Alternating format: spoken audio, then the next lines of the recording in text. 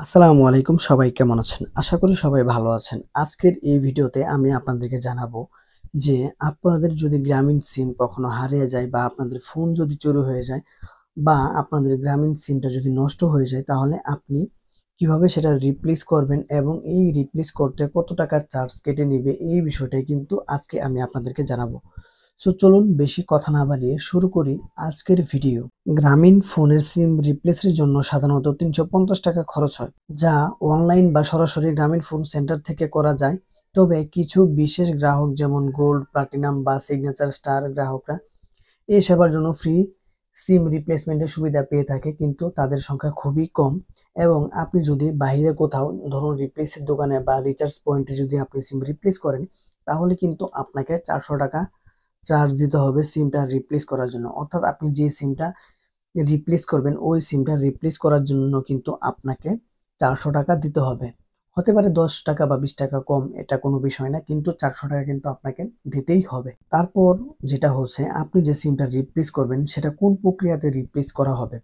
প্রথমত আপনি যখন সেন্টারে যাবেন তখন আপনার নিকটস্থ গ্রামীণ ফোনের যে সার্ভিস সেন্টার রয়েছে ওই সার্ভিস সেন্টারও আপনি যেতে পারেন, অথবা আপনি চাইলে আপনার যে রিচার্জ পয়েন্ট আছে বা আপনার আশেপাশে যেই দোকান থেকে আপনি মোবাইল রিচার্জ করেন, যারা সিম বিক্রয় করে তাদের কাছেও আপনি যেতে পারেন। গিয়ে বায়োমেট্রিক পদ্ধতি যাচাই করবে, আপনার জাতীয় পরিচয়পত্র বা আপনার স্মার্ট কার্ড দিয়ে আপনার যে সিমটি রয়েছে ওই সিমটি কিন্তু তারা রিপ্লেস করবে। সো আপনাকে আপনার যে এনআইডি কার্ড রয়েছে ওই এনআইডি কার্ডের ফটোকপি কিন্তু নিয়ে যেতে হবে, এবং ওই ফটোকপি নিয়ে যাওয়ার পর আপনার নাম্বারটা বলতে হবে।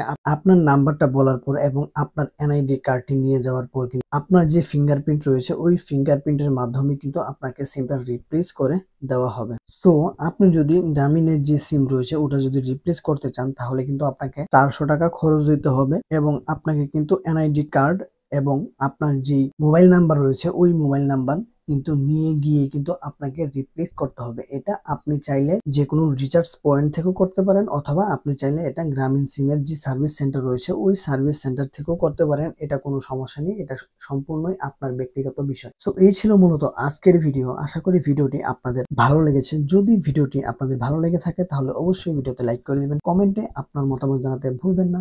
দেখা হচ্ছে আপনাদের সাথে নতুন কোনো ভিডিওতে। সেই পর্যন্ত আপনারা সবাই ভালো থাকবেন, সুস্থ থাকবেন। আসসালামু আলাইকুম।